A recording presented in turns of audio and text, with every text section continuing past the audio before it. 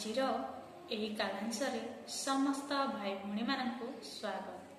ଭାଇ ଭଉଣୀ, ଆଜି ଆମେ ଆଶରଙ୍ଗ କରିବା ବହିର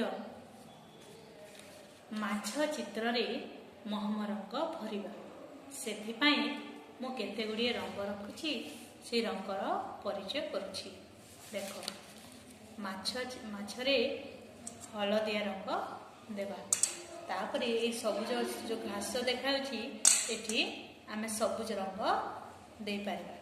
ଆଉ ଏଠି ମଧ୍ୟ ନୀଳ ରଙ୍ଗ ଅଛି, ନୀଳ ରଙ୍ଗ ଦେବା। ଆଉ ତା ଉପରେ ଅଳ୍ପ ଅଳ୍ପ ଘନ ନୀଳ ରଙ୍ଗ ଦେଇପାରିବା।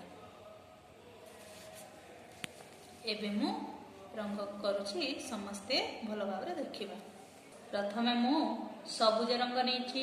ସବୁଜ ରଙ୍ଗକୁ ମୁଁ ଘାସରେ ଭରୁଛି।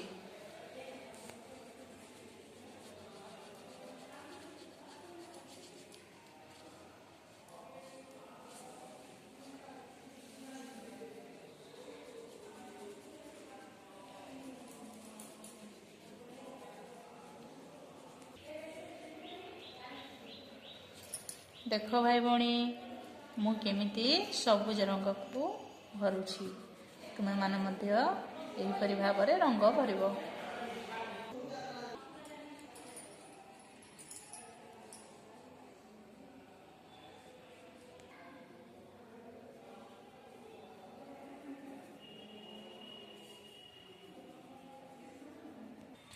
ଦେଖ ଭାଇ ଭଉଣୀ, ସମସ୍ତେ ଦେଖିପାରୁଛ ନା? ଏବେ ମୁଁ ଘାସରେ ସବୁଜ ରଙ୍ଗ ଭରି ସାରିଛି। ଏବେ କ'ଣ କରିବା? ମାଛରେ ହଳଦିଆ ରଙ୍ଗ ଭରିବେ।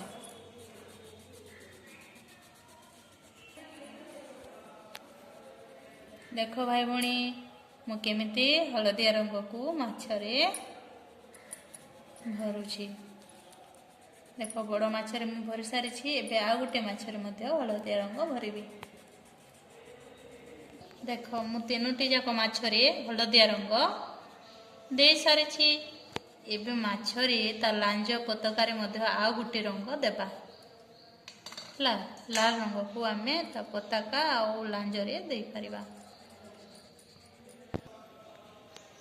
ଦେଖ ଭାଇ ଭଉଣୀ, ବର୍ତ୍ତମାନ ମୁଁ ତା ଲାଞ୍ଜ ଓ ପତାକାରେ ମଧ୍ୟ ଲାଲ ମହମ ରଙ୍ଗ ଭରି ସାରିଛି। ପାଣିର ରଙ୍ଗ ନୀଳ ଥାଏ, ସେଥିପାଇଁ ଆମେ ପାଣିରେ ନୀଳ ରଙ୍ଗ ଦେବା।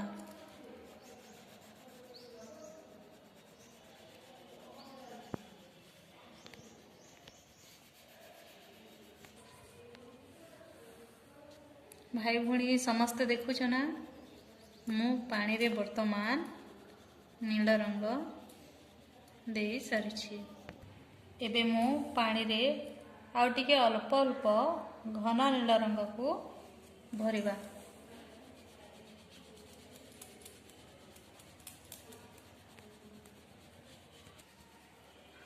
ସମସ୍ତେ ଦେଖିଛ ନା?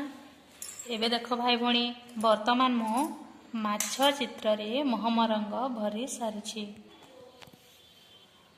ଠିକ୍ ଏହିପରି ଭାବରେ ଆମେ ଘରେ ମଧ୍ୟ ଆଶରଙ୍ଗ କରିବା ବହିର ମାଛ ଚିତ୍ରରେ ମହମ ରଙ୍ଗ ଭରିବା।